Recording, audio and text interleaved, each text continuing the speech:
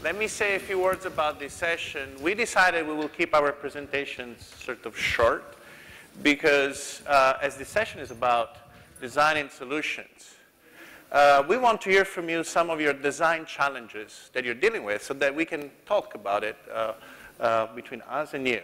So designing solutions, we heard this morning from Karim and from others, design is about solving problems.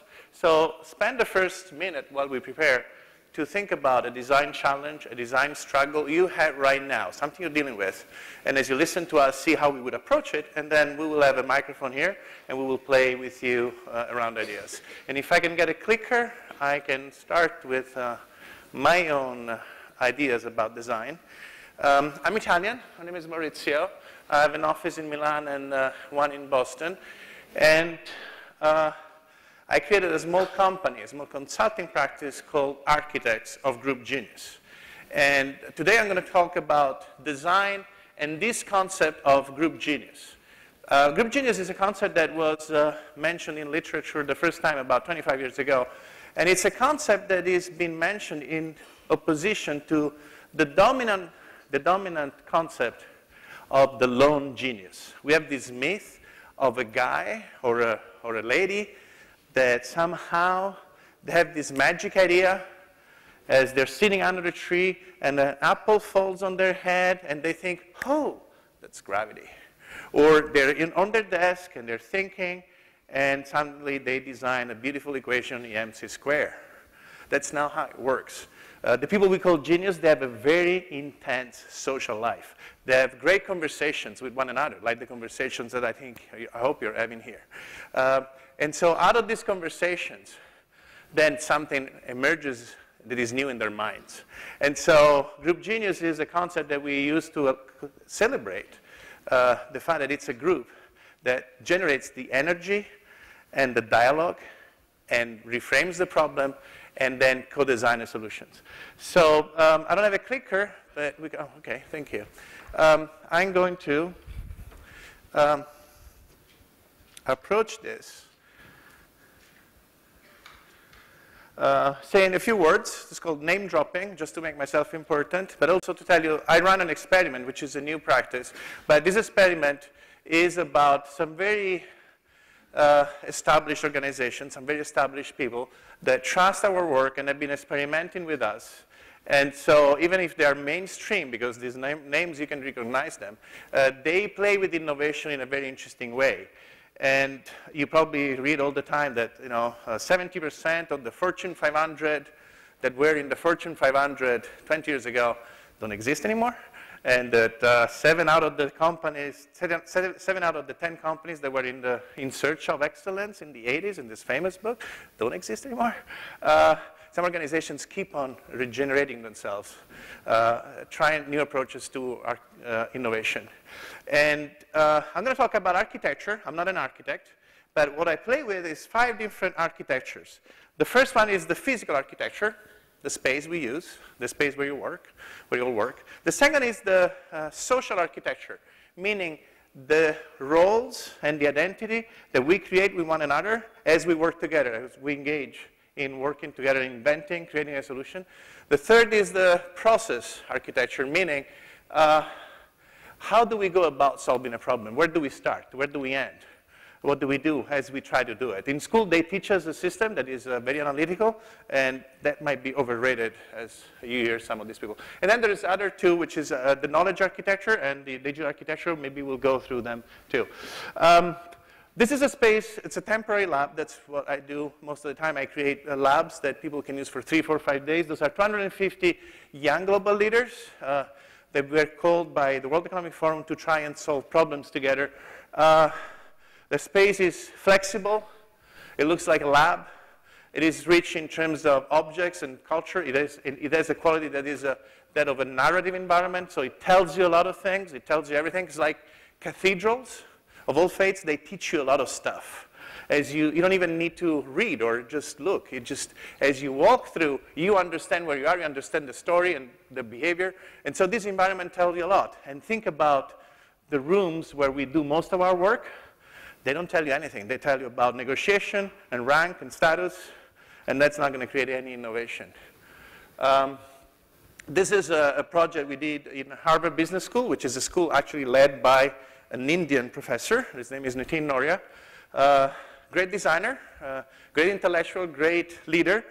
He believes that after 40 years of running this most successful business school in the world, with the same methodology of teaching, the case study method, the school needs a new method. And so he calls a group of professors, a group of architects, a group of IT people, a group of managers, and we run a lab where we design the classroom of the future and the new method of teaching. And this is the classroom, and it's an oval-shaped classroom. There's 10 of these classrooms. The classroom can change all the time, and the teacher, well, there's no podium. In the Harvard classroom, the teacher is there. It's in the podium. But in that classroom, the teacher is here, is in the middle of the students. And so that is a different relationship between me, teacher, and you students.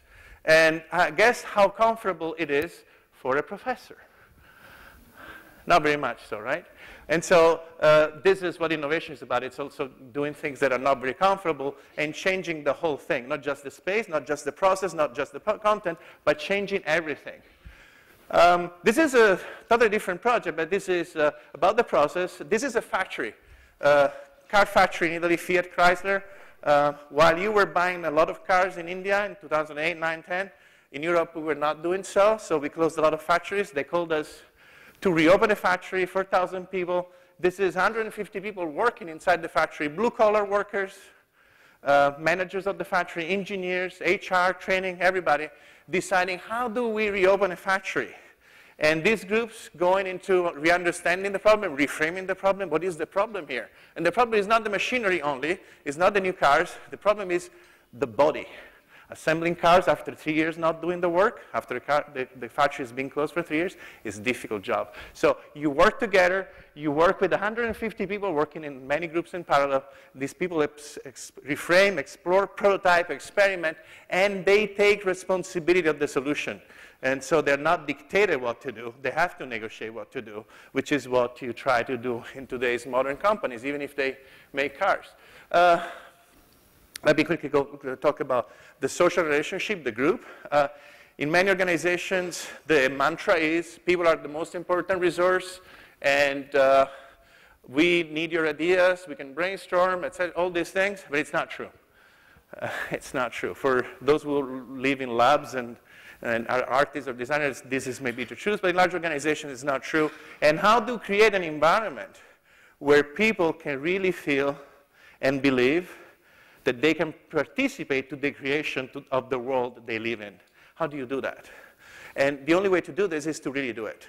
Is to really engage people in a dialogue on designing solutions and incorporate not just their opinions, but their energy. And arguing. Innovation is not about consensus, but it's about exploring.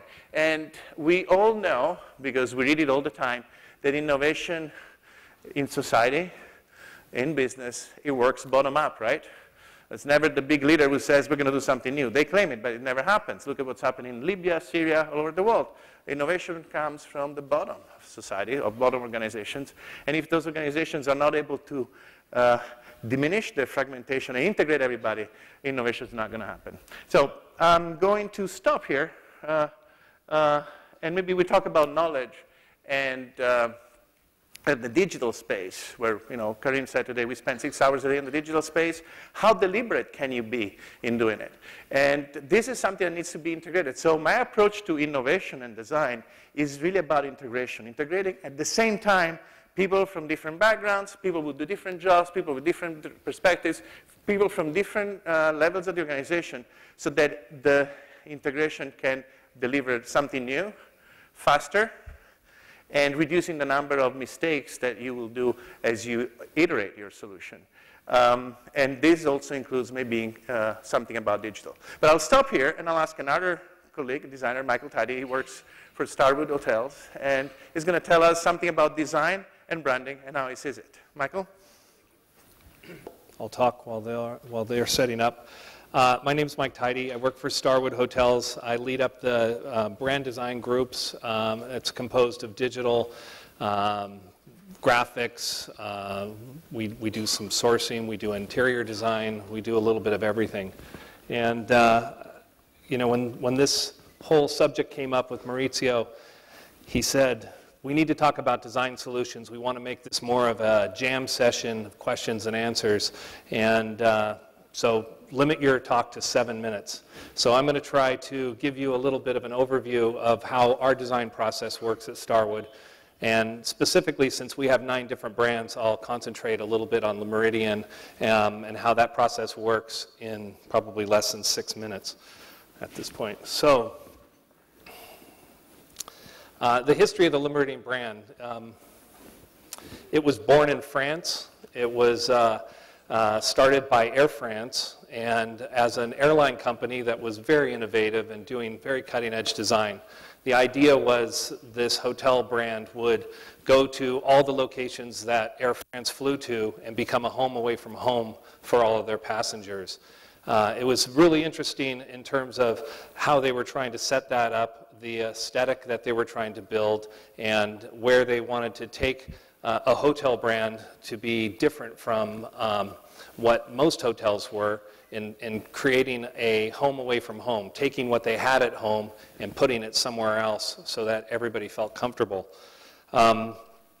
If you fast forward from 1972 when it started and jump to 2005 when it became part of the Starwood brands, it had gone through quite a lot of changes. It had merged, it had demerged, it had been sold to a couple of different owners, and it was really a hotel brand that had turned from something that was very succinct and direct in what it stood for to a brand that really only shared a name across its platform, Le Méridien, and that was about it. The DNA that Air France had started really had been lost along all of those changes in ownership. It was clear that it had gone, you know, where it started as a child, that it was very directed. It was built on the culture of Paris, the cultural capital, and some of the design and innovation.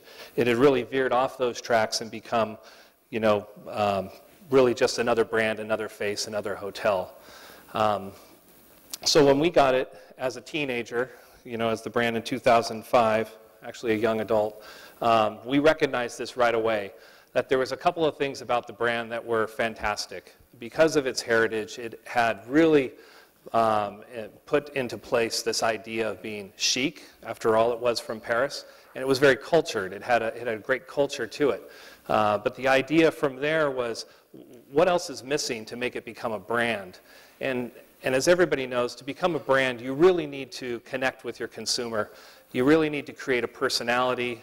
A lot of the human traits that we think about in terms of a brand apply. So, you know, it should talk to you. It should have a face. It should be recognizable. You should know, you know, what's right and what's wrong with that brand. And most of all, it needs to start to create that communication back and forth with the consumer in order for them to relate to it. So we realized off the bat that Le Méridien was really missing something. It was chic, it was cultured, and what we thought was it was missing a level of discovery, and this discovery could play a key role in it. So in 2002, Richard Florida wrote a book. It was called The Rise of the Creative Class. I'm not sure if you've heard about it or if you've read it, but it's an interesting book because he talks about the revolution that will be driven by the pursuit and creation of new ideas. And these new ideas are really being powered by globalization and digitalization. And with that, we are starting to create a transformed class of people, the creative class. And these people are people that are probably more defined by their attitudes and less defined by their demographics. There's a creative class of people around the world. I'm sure many of the people in this audience would fit into that definition of the creative class, because they seek stimulation, they seek a place to think and reflect. They're well-traveled, they're well-informed, they're knowledgeable, they're internationally minded. There are 150 people, he estimates, around the world that fit into this definition of the creative class. The creative class became Le Méridion's aspirational target. That's the customer that we really want to target and bring into the hotel. And so we needed to come up with ways of how we made that true. How can we talk to the creative class? How can we become a brand that the creative class will recognize? So we did a few things. We started off, we hired a cultural curator, Jerome Sans. You may have seen him speak yesterday. And through Jerome, we've created a family of artists, a creative family, cultural innovators. We call them the LM100. And the LM100 really play a role in helping to define and enrich the guest experience through their dedicated, tailor-made art pieces that we then use in the hotels in different ways. We just signed 2 new artists, Indian duo Tukral and Tagra, have joined us, and we'll be working on yeah, fantastic. So from there, we had a target audience, and really what we built off of that was, what is the design approach? How does the process work? How do you take a hotel, which could be $250 million, $500 million to build, and hundreds and hundreds of people, you know, sometimes 25, 30 designers sitting around a table, all with a different function, and keep them on one track. And so what we did was we developed a set of principles. And those principles really define the design approach as we start to build a hotel. It's composed of a few different things. I think a strong one is this idea of juxtaposition. If you look at a lot of the history of the hotels and the DNA from Air France, there was a real classic opportunity from where they were built. That, coupled with a more modern approach, can create a very unique aesthetic, the mixing of those two things, classic and modern, and the reinterpretation of those. And what's nice about that design sensibility is the fact that it becomes very relevant and adaptable to both new and old spaces, because you can take an old space and make it more new and modern, or you can take a new space and add some of the classic interpretations. So that juxtaposition became a very important part of how we go about designing the hotels, and one of the key principles. Travel as a root of the hotel business is also one of the key principles. We take the idea of travel as a source of inspiration, always looking for new ideas from the historic world of travel, from the future world of travel. We use elements of cartography, aerial views, topography lines, constellations, any kind of interpretation that can start to define a locality, so we can make it feel local, because we can take something that is common for everybody. Everybody has an address and a constellation and a latitude and a longitude, but we can start to interpret that in different ways to create a singular look. We take sculptural forms, modularity is another piece.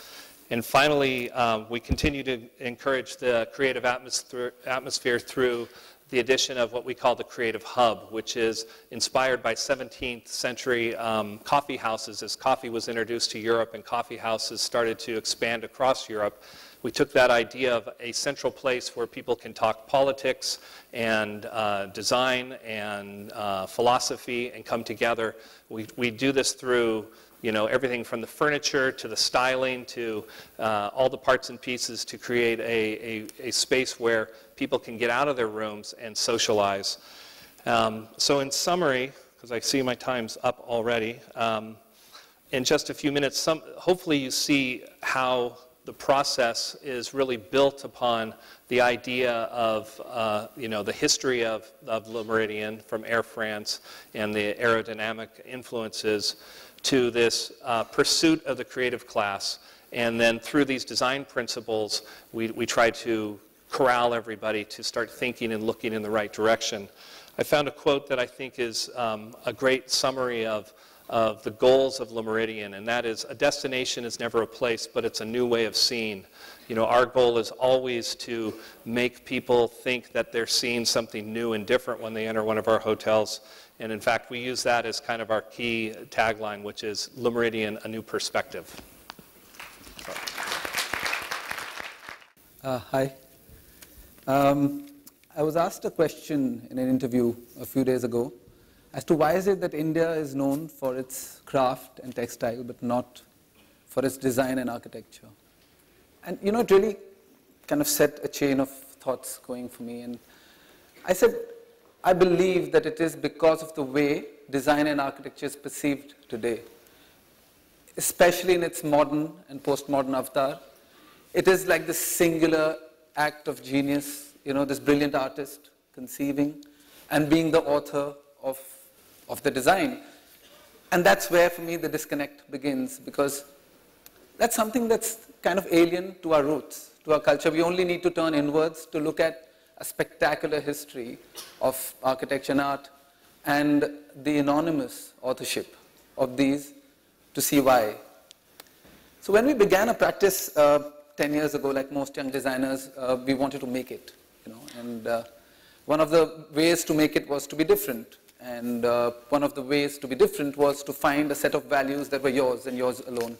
So the set of values that we started evolving was, you know, we had this whole notion of that it needs to be what we've spoken a lot about, this Indian identity, that could we borrow always from the context we were working in. So would our context decide what comes out of it? So whether it's materials, skills, or resources available locally. The second thing was working with the client as a collaborator. We always kind of looked at the client as a part of a process who would help us evolve the final result. And even the way we worked, it was very intense. It is still very intense. It's a lot of prototyping, a lot of iteration, going back and forth till the last minute, like they say when the clock's kind of up, to arrive at a satisfactory solution. Now, what it gave us was a very diverse set of clients, diverse set of very rich repertoire of work, you know. So I'll quickly share some of it. And so this is a store we did for a fashion designer in a mall, where we took some welders of the street and we worked with a pair of scissors, 12,000 scissors actually, and which were hand welded in 16 different ways to create a shell for the designer's clothes, now, which also kind of espoused his brand. Or then another store in the same mall where we took the designer's idea of texture and pattern making and kind of the Indian motif and translated it into a shell for him. Or then on a much larger scale with the state government of Punjab, a mela that was to be put up in 15 days with very low budgets, 8 acres site. We worked with the idea of the rangoli and the phulkari, cotton and bamboo, the idea of recycling, the sun and the breeze, and created an atmosphere of celebration. We even worked with corporates. This was a store for Titan, and it was set in Bangalore, so we worked with IT specialists, interaction designers, and produced a store in which the buying process was an interactive one and immersive with technology. With a global brand like Levi's, we created a concept store which worked on the idea of interaction and immersive interaction, tactile interaction, created entirely industrially crafted in Bangalore. Now, you know, what it gave us was this kind of thing called success, and success measured by recognition. But what it didn't give us was any sense of sustained fulfillment. We were doing all the right things, but where was the fulfillment? And what we realized was in this, need to be exclusive, and that's what a lot of design aspires to be, we were actually excluding. We were excluding. It was about our vision, our collaborators, my own design team, our contractors, and of course you can leave aside the carpenters and the painters. They were not even consequential. They were all tools to execute our vision. And they had no say. They had little room to contribute. So it was our vision, and after a point it got really, tiring. And then we looked at what else, how else could we look at it? Could we look at a process that was, did we need to focus on the process of design rather than the end? And could it be more inclusive? Could we start creating a process which became fulfilling in the act of creation, where every stakeholder from the design team to the consultants, the collaborators, to the painter and welder and, carpenter, and of course the craftsman, take away something and feel that they could contribute to the process? And could a model like that exist? Because that's what it is about. And I'd like to share an experiment. I think we only scratched the surface in this project of it. This is a hotel we did in Jodhpur, in the walled city of Jodhpur. It's the first project of its kind. That's the Blue City. That's our site. It's about 6,000 square meters, an acre and a half, with spectacular views. That's how we found the site. And it was quite easy as a designer to respond to it. There were 3 old buildings. They became the anchors for the site. We restored it. We had to create 3 new buildings to house the rooms. And the rooms became frames for the old buildings and for the views. There was the obvious response of restoration. By the end of it, again, the whole process was very site-based. We weren't making drawings in isolation. We were actually going to site and moving the project. And of course, we got to the place where the restored buildings were done, and then it was about the new architecture, and what is it about the new architecture? And we started taking references to traditional buildings and created a double skin structure, which is a simple cube. That's how the structure developed. The blue on top merged with the city around it, and we wrapped the building with a jali. Now, that's a very relatively cliched response. It's a lattice form, it's the desert, great. But what next? So the challenge here was the jali needed to fold open, and we wanted the jali to be in stone. And the craftsman could not carve stone less than 2 inches thick, 50 millimeters thick, so the panels would be too heavy. So we said, okay, forget it. Let's just take some traditional motifs, go to a water jet cutting machine and get them cut. Now, when we started prototyping those, we found that they had no life in them. It was dead. It's difficult to explain. And we realized that we were losing the soul of the project. We were losing what we had committed ourselves to. And as we developed, there were 15 different people for this one jali, from a fashion person to a furniture designer to the welder to the stone guy who was informing the process. And it took us 6 months to come to a prototype. And there was a textile designer and of course the architects and a structural engineer. By the end of it, we came to a solution that came finally from the stone craftsman.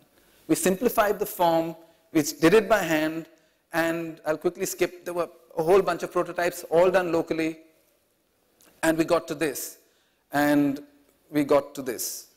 So that's the final product. That's 420 kilos of stone, and it's all done locally.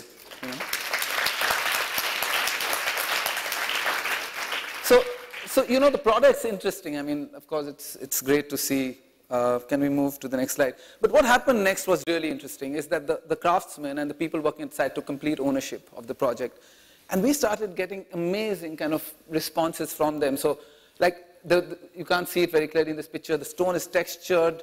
The craftspeople started adding their own details. Sorry, my fault. Their own details to it. From the signage of the hotel to the walls that were created, to the headboard in stone, to little details that emerged, to the final project. And what's interesting about the project is that you can't experience the quality of the project in photographs. You have to go there. There is a living, breathing energy there. I know it sounds esoteric, but that's what the project is about. So where does that leave us? What about the future? What are we talking about? What I'm asserting is that if we focus on the process, if we focus on the means that we use to get, and forget this obsession with the project, the product and the end product, then we are talking about a future that's inclusive. There's just a new way of looking at things. And in this, the context will decide. The context is decisive. The little story I'll share is there's this priest, walking on a mountain, and he sees a guy hauling big rocks up the mountain, and he's looking really upset. And the priest stops and asks him, what are you doing? And he says, can't you see I'm hauling rocks up the mountain? I'll refrain from. So he said, yeah, of course, stupid question. And then he moves ahead and he sees another guy. And this guy is taking the same rock and walking up calmly and dropping it and coming down. He says, what are you doing? And he says, I'm earning a living for my family. Oh, good answer. So he moves ahead.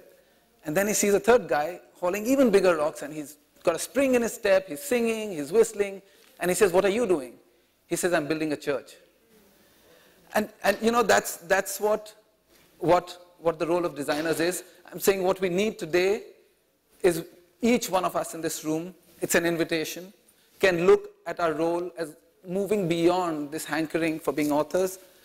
Let us become integrators. There's an opportunity to be integrators. Let us look at processes. Let us look at the context of what we create to be inclusive.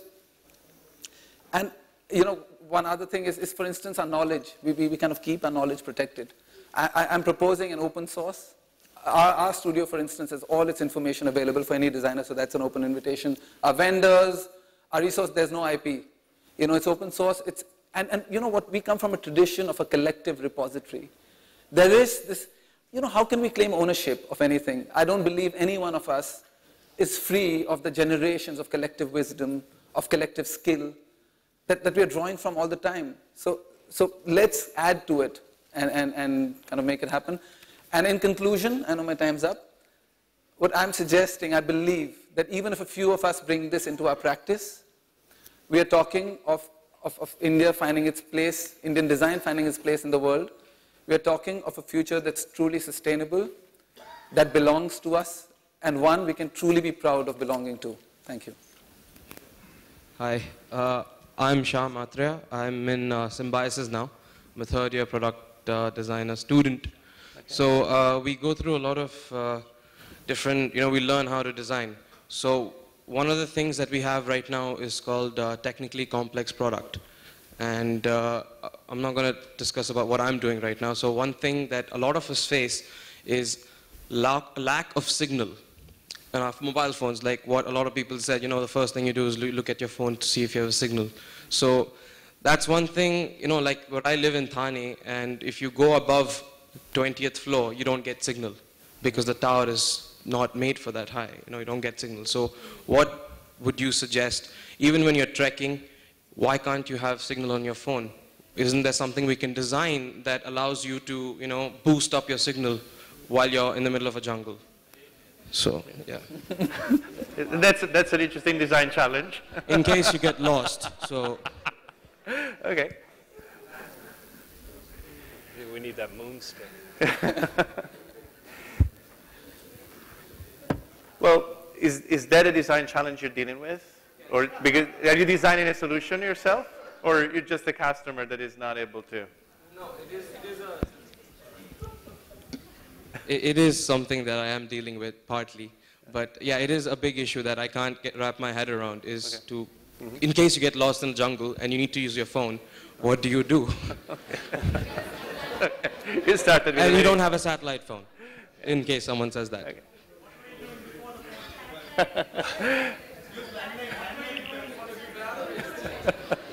That's why my TCP is a solar power, a solar battery charger. Like a phone USB charger. So that's what I'm doing. So. I don't have a design solution for this. I don't think we're specialists, but maybe I think a mobile operator would be very happy to hire you because of the energy you have and you care for it. So I think that's one way to approach it.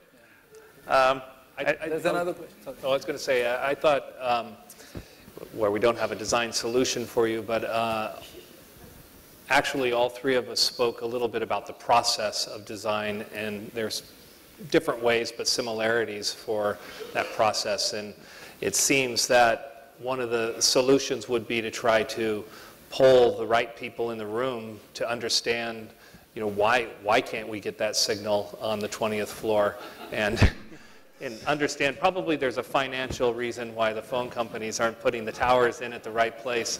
But pulling that process together, that hopefully that group of people can lead it to some sort of solution.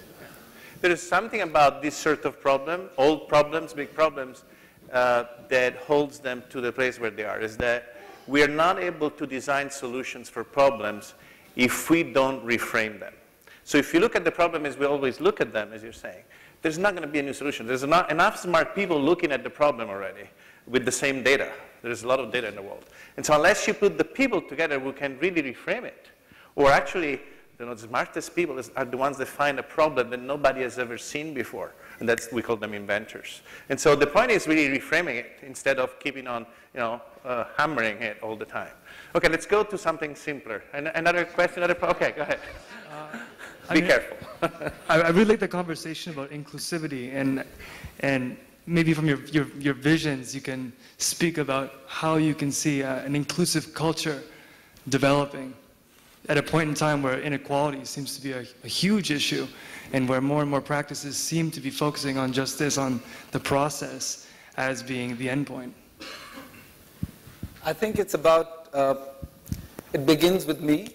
I mean, the way I look at it is I don't look at solutions in large-scale, systemic kind of manners.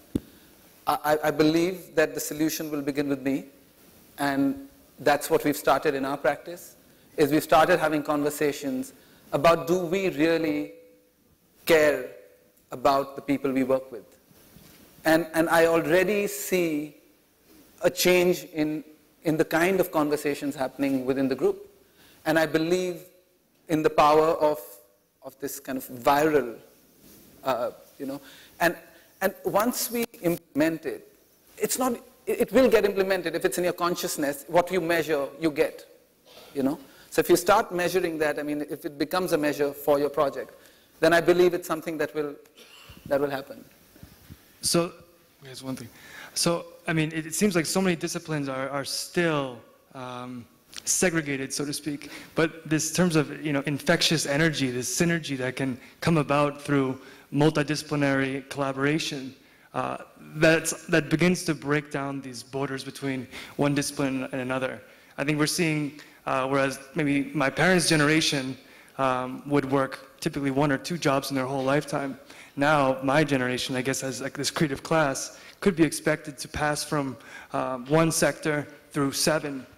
So that in itself is a fundamental change. But is there a way that can be accelerated and passed through other disciplines, or is it just going to be a slow process? No, I think the results will speak for themselves. Yeah. I think it's a question of really living them and the results being there to see, and then people taking them on. I think we are ready for it. I think there is a change in consciousness. And part of it is maybe also language. We talked today about design and manufacturing, but originally the Greeks had one word, techne, that meant both. So a designer cannot just design. It would be both things. Great painters, they know the chemistry of paint. Great sculptors, they know the material well enough to play with it. So this separation is in the language, is in the culture, but great marketing people, they're great marketing sales, they're sociologists, anthropologists. So this multidisciplinary thing I think is really the way you live your life. And the way you're honest about it, meaning you must care. You must be curious for that person's opinion, that young person's opinion, that very experienced person. That authenticity, that integrity is what leads you to be able to include and integrate everybody or the people you care for in the solution. Thank you very much. Thank you to your speakers. And thanks for your questions. Thank you.